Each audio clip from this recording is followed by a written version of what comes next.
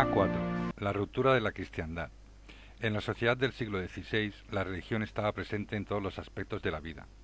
La vida era muy corta y la muerte omnipresente. Comparada con la vida eterna, la terrenal carecía de valor, por lo que el objetivo era la salvación según la doctrina cristiana. Esa obsesión por la salvación era la base de la Reforma, pues constituye el eje central de la doctrina de Martín Lutero, el principal de los reformadores.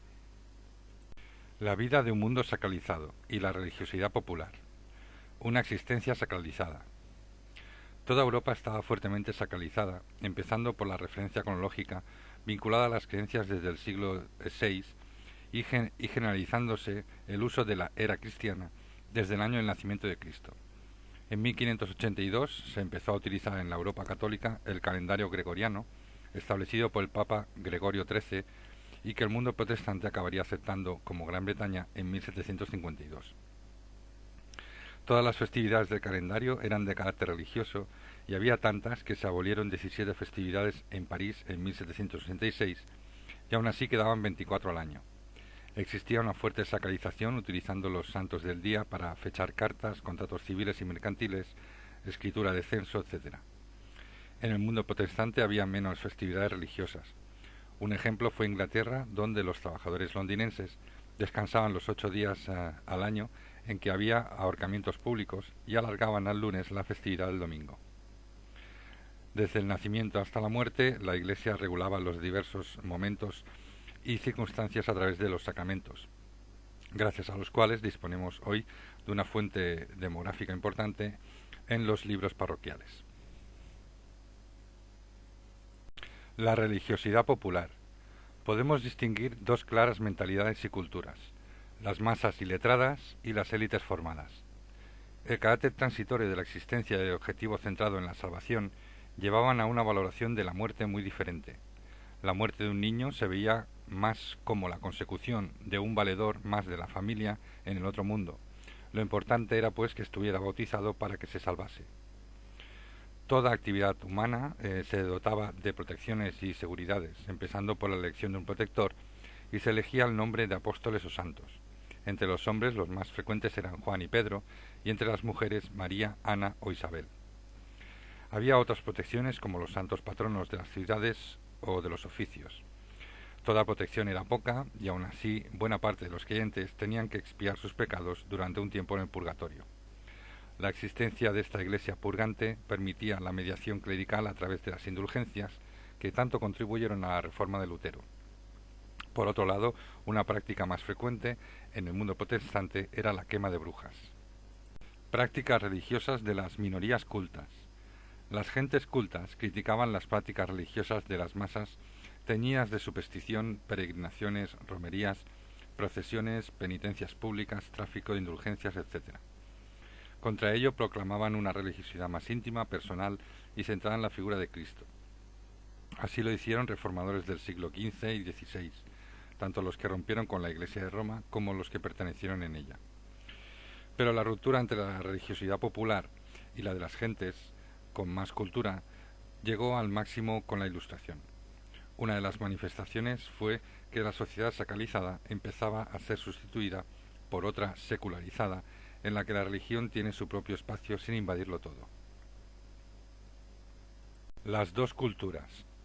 Las dos culturas básicas de masa iletradas y élites formadas se manifiestan también en el terreno cultural, basándose en el estudio de la alfabetización de la gente. Para ello se utilizó el tanto por ciento de la población que sabía firmar, si bien esto no implica que la persona supiera escribir, pero por lo menos permite fijarnos en la evolución y las diferencias entre unas zonas y otras. En Castilla sabía firmar el 49% en el siglo XVI, el 54% en el siglo XVII y el 76% en el siglo XVIII, debido al esfuerzo de los ilustradores. En el mundo protestante, por el acercamiento personal a la Biblia, el nivel de alfabetización fue superior, y en Ginebra, la ciudad de Calvino, la enseñanza elemental se hizo obligatoria. Características de la cultura popular. La cultura entre clases populares se transmitía de forma oral, con la charla familiar, en el trabajo, en la taberna o en la iglesia. Todos los conocimientos transmitidos de generación en generación se habían ido codificando en dichos y refranes que las élites culturales despreciaban. Otras formas de transmisión oral de la cultura eran con la lectura en voz alta, coplas de ciego y pliegos de cordel o almanaques. Pero nada igualaba a la enorme capacidad de la Iglesia en el dominio del mensaje oral utilizando el púlpito o el confesionario. La cultura libresca, la educación. Es difícil trazar la línea divisoria entre la cultura popular y la de las élites, ya que el elemento esencial para diferenciarlas es el uso habitual de libros y textos escritos. El uso habitual de libros sería frecuente entre médicos, abogados, catedráticos y estudiantes o universitarios. Podemos medir esta cultura por la tenencia de bibliotecas y colecciones artísticas en manos de las élites y la nobleza y la Iglesia, como la biblioteca del conde de Gondomar en Valladolid, que contaba en el siglo XVII con unos 15.000 volúmenes, o la Biblioteca Real, creada por Felipe V a comienzos del siglo XVIII y antecedentes de la Biblioteca Nacional. La gran revolución en el ámbito cultural fue la aparición y difusión de la imprenta, ya que sólo gracias a ella fue posible la enorme difusión de la Reforma protestante con edición de miles de ejemplares de la Biblia. Pero esta difusión del libro tenía sus límites por el elevado precio y control de los poderes civiles y eclesiásticos, siempre temerosos de sus contenidos. También limitaba el uso frecuente del latín y por este motivo era esencial una buena enseñanza que dependía en gran medida del nivel social, la pertenencia a la monarquía y la nobleza o a quien pudiera permitírselo económicamente. Para los nobles o gentes de buena posición que no quisieran o no pudieran permitirse un preceptor, existían escuelas y colegios. Para el resto de la gente que estudiaba, que no debería ser mucha, existían escuelas municipales, privadas o de la Iglesia. En un primer nivel se encontraban las escuelas de primeras letras, donde se enseñaba a leer, escribir, aritmética sencilla y catecismo. Y luego existía un segundo nivel, aún más restringido, formado por escuelas de latinidad y de gramática. En niveles previos a la universidad, los gobiernos no comenzarían a organizar y dirigir la enseñanza hasta finales del siglo XVIII. Para las niñas la educación era muy básica, salvo excepciones, y se realizaba en casa o en conventos, pero no evitaba que los niveles de analfabetismo fueran superiores al de los hombres. El nivel más alto de la educación lo constituían las universidades, que experimentaron un gran crecimiento debido a la Reforma y por la fuerte demanda de juristas de las nuevas monarquías. Las facultades de arte y filosofía eran de carácter menor y las facultades de teología, medicina, cánones y leyes eran las de carácter mayor. No obstante, las universidades eran instituciones vinculadas a la escolástica medieval y poco abiertas a los cambios en ciencia. Por ello, muchas de las aportaciones humanistas y avances científicos tuvieron lugar fuera de ellas o en academias. Crisis de la religiosidad medieval y primeras tentativas reformistas. Desde la Baja Edad Media existía un descontento generalizado con la Iglesia, los papas, el clero y prácticas religiosas junto al deseo de volver a las enseñanzas genuinas del Evangelio.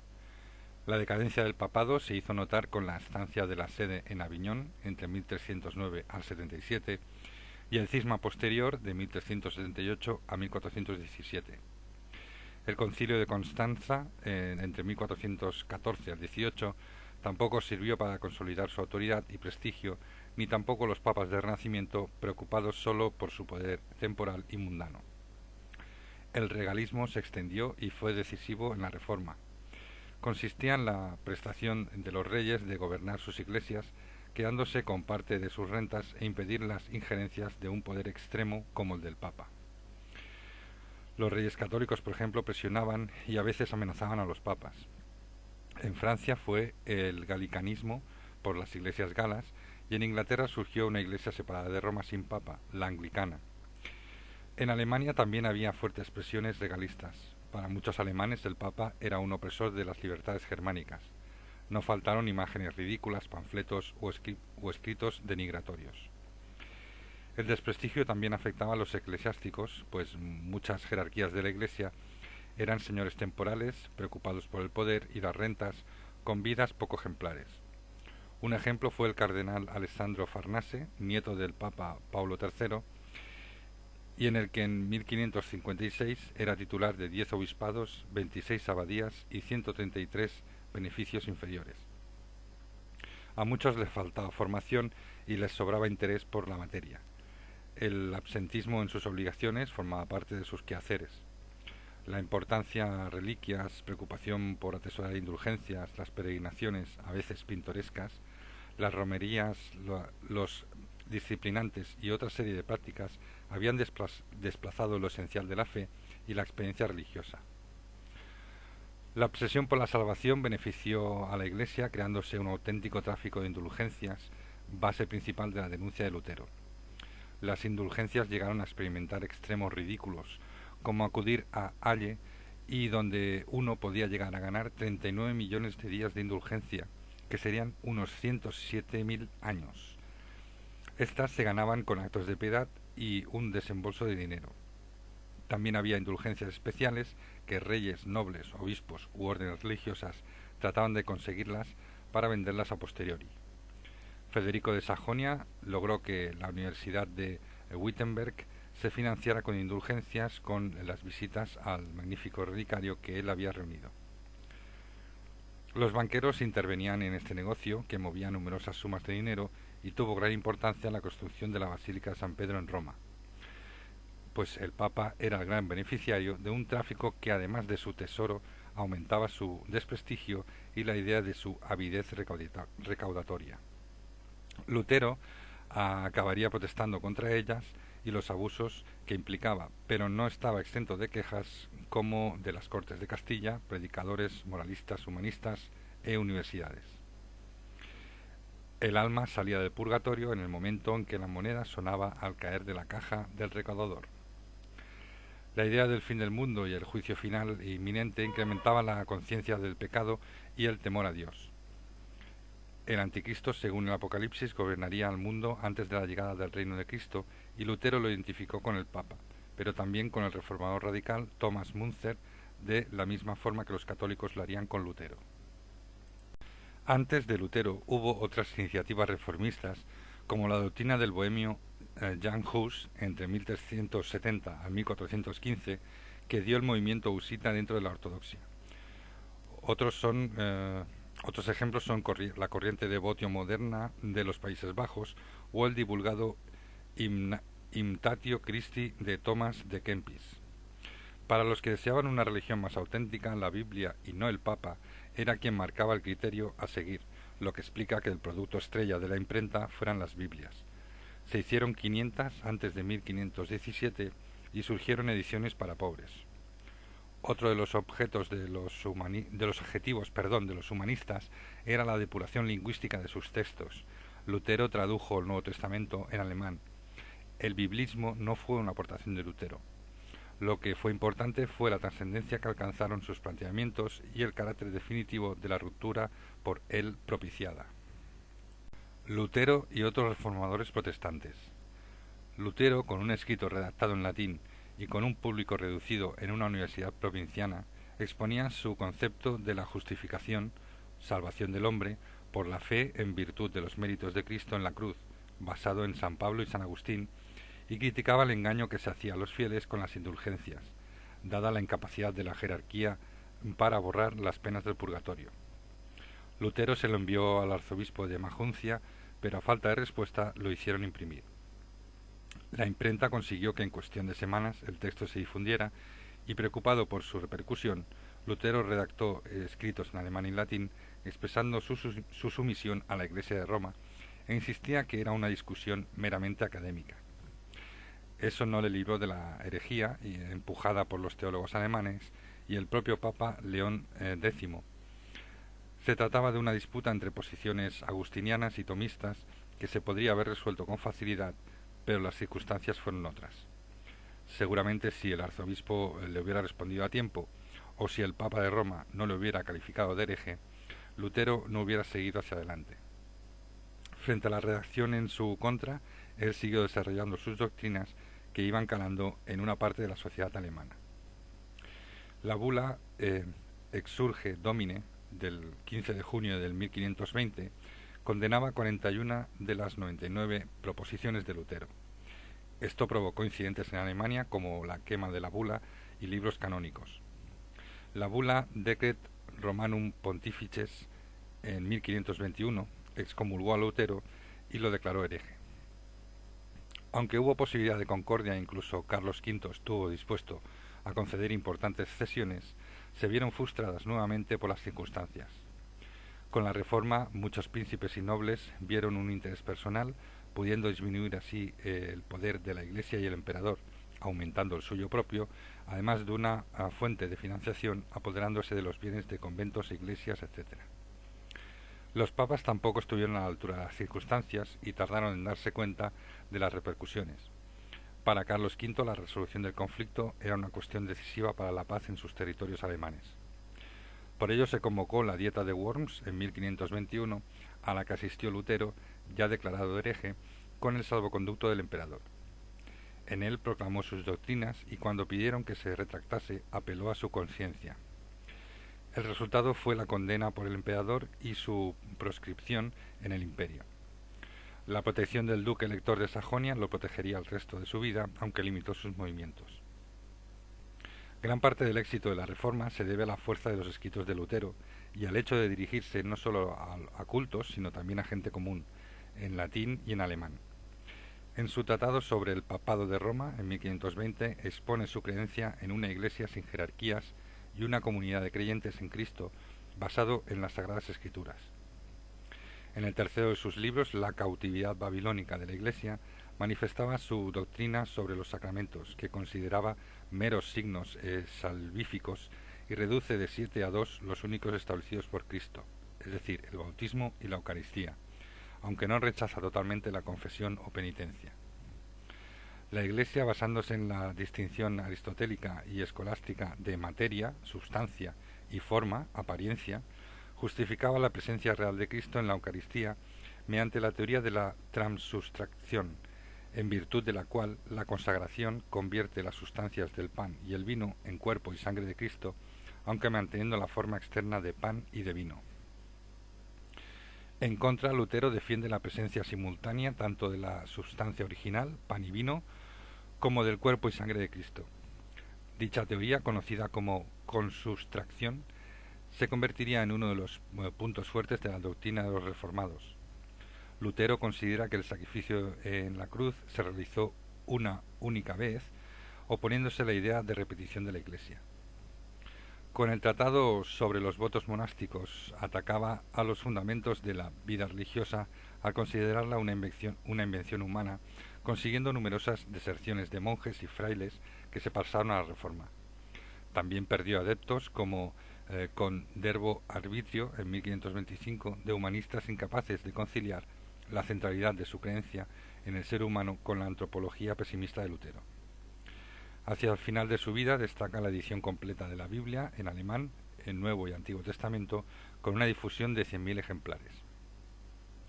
La aportación de Lutero fue una simplificación de la creencia y la práctica religiosa con un lenguaje más vernáculo y eliminando las angustias de la liberación del alma, aunque el verdadero impulso se lo dieron los gobernantes y príncipes. Las principales afirmaciones de Lutero responden a una lógica bastante coherente. La salvación solo por la fe, gracias al sacrificio único de Cristo en la cruz y las Sagradas Escrituras. Su planteamiento implicaba la inexistencia de una iglesia visible, pues solo habría la fe y la comunidad de creyentes sin jerarquías. Pero al final se dio cuenta de la necesidad de aportar una mínima organización. En uno de sus últimos escritos, Manifiesto a la nobleza cristiana de Alemania, apelará a los poderes civiles como protector y cabeza de su organización eclesiástica. Establece un nuevo clero con pastores que podían casarse y la organización basada en la diócesis encabezada por el obispo nombrado por el príncipe. En Sajonia, el consistorio se creó como tribunal de juristas y teólogos para resolver asuntos vinculados al matrimonio, pero fue acumulando competencias sobre la Iglesia hasta controlar la vida personal de los fieles, con investigaciones y penas diversas como la expropiación de bienes. Llegaron a tener su propio sistema, no muy distinto de las Inquisiciones. Zwinglio. El suizo Ulrich Zwinglio, entre 1484 a 1561, fue otro reformador importante. De formación humanista, estudió en las universidades de Viena y Basilea y se le ordenó sacerdote. Acompañó a la Guardia Suiza del Papa y presenció la terrible batalla de Marignano en 1515, lo que le llevó a predicar el pacifismo y bajo influencia de Erasmo y Lutero se pasó a la Reforma. Atacó la abstinencia pascual, se casó, defendió el matrimonio de los clérigos y dejó claro la autoridad absoluta de las Sagradas Escrituras. En Zúrich, en 1523, se celebró la disputa teológica de sus 67 tesis. La ciudad adoptó un modelo riguroso donde dominaba la predicación y los órganos y cantos fueron suspendidos. La enseñanza fue muy importante, financiada con rentas de la colegiata, y se convirtió en una importante escuela bíblica con las primeras introducciones de la Biblia en alemán en 1529. En sus obras, Zwinglio admitía solo dos sacramentos, el bautismo y la cena o Eucaristía, pero ambos con carácter simbólico. Para el suizo no había presencia real y física del cuerpo y sangre de Cristo, algo que lo diferenciaba de Lutero, y esto le llevó a odiarlo por tal. Surgió en Zúrich, una ciudad de 6.000 habitantes, una iglesia inquisitorial gobernada por un consejo secreto, con gobernantes y predicadores bajo la guía del reformador. El consejo controló la vida personal de la población mediante el tribunal matrimonial, una auténtica inquisición. Su idea de llevarlo a toda Suiza encontró oposición en los cantones rurales católicos apoyados por Austria. Tras la disputa pública en la Dieta Federal de Baden, Zwinglio fue excomulgado, aunque continuó protegido por la ciudad. Los católicos y protestantes se enfrentaron en el campo de batalla. Aunque los protestantes tenían a su lado a los cantones de Berna, los más ricos, y a Basilea, la ciudad de Constanza, que se había adherido a la Reforma, también se había adherido, Zwinglio con los mercenarios se enfrentó a los católicos, que lo derrotaron en la batalla de Kappel en 1531. Murió en el campo de batalla y su cuerpo fue descuartizado y quemado como hereje. Ni siquiera así obtuvo la compasión de Lutero, que lo tachó de asesino. Aún así, Suiza se dividió en fronteras entre protestante y cantones católicos, y la población no conforme debía callar o emigrar. En Zúrich la figura de Zwinglio fue sustituida por la figura más moderada de Heinrich Bullinger, quien logró clarificar los límites entre poder civil y religioso. Desde los años 70 del siglo XVI, el zwinglianismo más moderado se difundió por partes de Centro Europa, Francia, Escocia y el Palatinado renano. Rebeliones y reformas radicales. Andrea Bodenstein, de 1477 a 1541, conocido como Karlstadt, decano de la Facultad de Teología donde Lutero daba clases, predicó una igualdad social que se convirtió en tomas y saqueos en iglesias de Wittenberg. Lutero lo denunció de manera escrita, pero tuvo que presentarse en persona para restablecer el orden. Las doctrinas de Lutero hacían referencia a una libertad espiritual, no a una libertad social que trastornara el orden de las cosas. Karlstadt tuvo que emigrar. Los campesinos se rebelaron un año después, incluido territorios de los Habsburgo. Fue un movimiento desorganizado con focos donde se mezclaba un movimiento antiseñorial con el Evangelio e ideas de reparto igualitario. Su objetivo principal fueron monasterios y castillos, con frecuentes acciones violentas y destrucción de imágenes. Hubo reacciones moderadas, como los 12 artículos de Memmingen, y otros más radicales, en el Tirol, entre 1525 al 26, bajo la inspiración de Michael Gainsmire, que proyectaban una sociedad utópica, igualitaria, desapareciendo la propiedad privada. Coincidiendo con las rebeliones campesinas, tuvo lugar la utopía de Thomas Müntzer entre 1489 a 1525. Vinculado a Lutero al principio, realizó su ideal de iglesia dirigida por los elegidos, que identificó con los pobres, y que éstos darían paso al reino de Dios en la tierra. Dispuesto a defender su ideal con las armas, organizó a sus 300 fieles, sumándose miles procedentes de bandas rebeldes, y se puso al frente convencido de que Dios dirigiría a sus partidarios.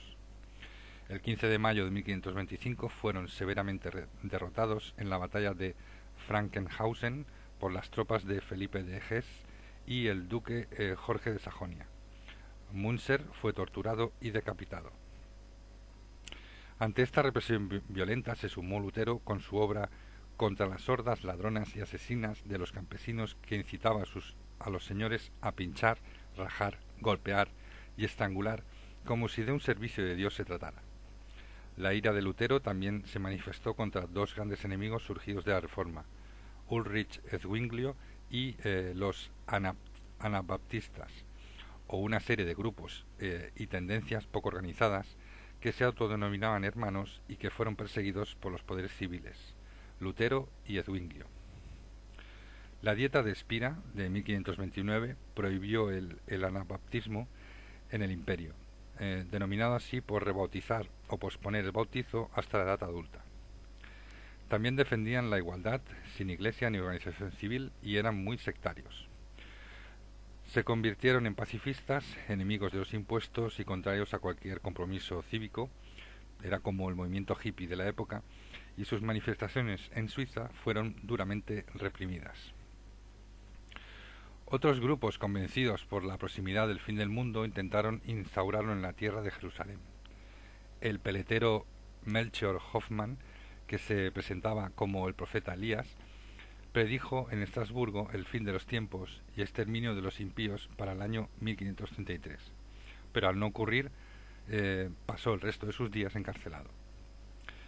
La experiencia más significativa se dio en los Países Bajos, donde el panadero Harlem Jan Matthys hizo realidad en la ciudad de Münster, 1534 al 35, la idea de que el reino de Dios había de establecerse por la espada y la violencia, instaurando con sus seguidores un régimen de propiedad común, sin moneda ni víveres privados y con las puertas de las casas abiertas.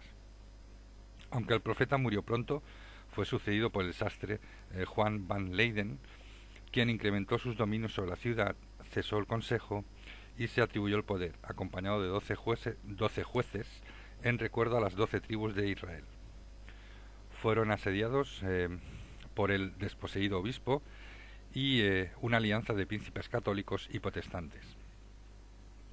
Leyden decretó la poligamia en 1534 bajo pena de muerte para quien se opusiese, y como el número de varones se redució por el asedio, obligó a todo hombre en edad de casarse a tomar mujeres sin límite, y a las mujeres a aceptar al primero que se lo solicitara. Él llegó a tener 12 esposas y se hizo ungir rey del pueblo de Dios de la Nueva Sion. Una de sus esposas fue decapitada en la Plaza Mayor por haber murmurado de él, tras lo que pisoteó su cadáver. Con la escasez de alimentos expulsó a niños, ancianos y mujeres, muchos de los cuales fueron asesinados al traspasar la muralla. Todo concluyó cuando por traición abrieron la puerta de la ciudad el 13 de junio de 1535. La represión fue brutal, llegando a pasar a los responsables por la parrilla, y sus cadáveres fueron largo tiempo colgados en jaulas de hierro en la torre de la iglesia de San Lamberto. Los últimos anabaptistas fueron influenciados por Menno Simons entre 1496 a 1561, más moderado, sin rechazar los poderes civiles ni eclesiásticos, y tras su muerte el anabaptismo ya se fue extinguiendo. La segunda generación de reformadores, Calvino. A partir de los años 40 del siglo XVI surgió una nueva generación de reformadores, destacándose Calvino. Hizo carrera eclesiástica en Monteagu de París, se licenció en Derecho en Orleans y tras las persecuciones de la Reforma se refugió en Basilea, donde escribió Institución de la religión cristiana de 1536, que con la traducción al francés y numerosas ediciones pasó a ser un libro de bolsillo en 1559. En Estrasburgo escribió Tratados sobre la Santa Cena en 1541, en el que pondera entre Lutero y Zwinglio su doctrina de relaciones entre Dios y el hombre. Su teoría desembocaba en una predestinación inapelable. Posteriormente volvió a Ginebra, donde instauró su ideal de ciudad religiosa basada en la Biblia. En Ordenanzas eclesiásticas de la Iglesia de Ginebra establece 4 ministerios: los pastores, encargados de transmitir la palabra; los diáconos, para asistir a pobres y enfermos; los doctores, encargados de enseñar y eliminar el analfabetismo; y el consistorio, formado por pastores, laicos y delegados del poder civil, y por encima de todos, el reformador. Este consistorio prohibió los jueces de azar y lujos, aunque la sombra de la Inquisición también se dejó plasmar. Un ejemplo fue el médico aragonés Miguel Servet, que fue quemado en la hoguera por haber escrito contra la Trinidad y a favor de del anabaptismo. Cuando Calvino murió, fue reemplazado por su discípulo Teodoro de Beza. El calvinismo era un modelo riguroso y basado en el Antiguo Testamento que prendió en muchas partes de Europa como Escocia, Hungría, Polonia y Bohemia. El Concilio de Trento y la Contrarreforma. Todos buscaban un concilio para poder definir las bases doctrinales de la Iglesia, pero los papas intentaron retrasarlo, pues lo consideraban un ataque a su poder. Finalmente se celebró el Concilio de Trento en 1545, aunque no finalizó hasta 1563, y sirvió para mejorar la formación, religiosidad y calidad moral del clero y fieles. Se aclaró que la fe no se reduce a la Biblia, sino también a la tradición cristiana y al magisterio, que sería el encargado de interpretarla, eliminando la libre interpretación. La salvación no sólo se consigue con la fe, sino con las obras, la virtud y los 7 sacramentos tradicionales. Ante la Eucaristía se confirmó la presencia de Cristo mediante la transbustación y el valor modélico de la Virgen y los santos. Para evitar desviaciones dogmáticas, el Papa Paulo III creó la Congregación del Santo Oficio, una comisión de cardenales en la cúspide de la Iglesia, con poderes por encima de la Inquisición episcopal. El resultado fue la condena de varios filósofos como Giordano Bruno o Campanella. Se incrementaron medidas como el prohibir la acumulación de beneficios, remarcar el celibato y la formación de sacerdotes. Paulo IV creó un índice de libros prohibidos y obras en que no podían ser leídas por cristianos. Se crearon nuevas órdenes como los jesuitas o la Compañía de Jesús, creado por el vasco Íñigo de Loyola en 1540, con fidelidad absoluta al Papa. Esta orden tuvo relevancia en la educación de las élites y en la conquista del Nuevo Mundo. España fue protagonista en la nueva espiritualidad, destacando los místicos, como Teresa de Jesús y Juan de la Cruz, en la literatura del siglo de oro español. El término Contrarreforma se puso a posteriori en la historiografía protestante, y aunque con ella se suprimieron las reformas e innovaciones propuestas, ayudó a mejorar la fe católica y a purificar la institución. En cuanto a la intolerancia, no se consideraba una virtud, y solo unos pocos humanistas como Sebastián Castellón, en referencia a la ejecución en Ginebra de Miguel Servet, el médico, dijo: «Matar a un hombre no es defender una doctrina. Cuando los ginebrinos ejecutaron a Servet, no defendieron una doctrina, sino que mataron a un ser humano». Una nueva geografía religiosa, la Europa confesional. Desde 1521, el luterismo se extendió con facilidad. El primero en pasarse fue Alberto de Brandeburgo, gran maestre de la orden teutónica. Al final de la vida de Lutero, Alemania estaba dividida en dos, entre el norte y centro, afín a la Reforma, y el sur católico. La expansión del calvinismo por los Países Bajos, Francia y Escocia, junto a la separación de Inglaterra de la Iglesia Católica, contribuyeron a diseñar un nuevo mapa religioso europeo. Esto potenció el aumento del poder civil sobre la Iglesia, que era uno de los objetivos de los humanistas y de los príncipes y señores. Cronologías importantes de este periodo.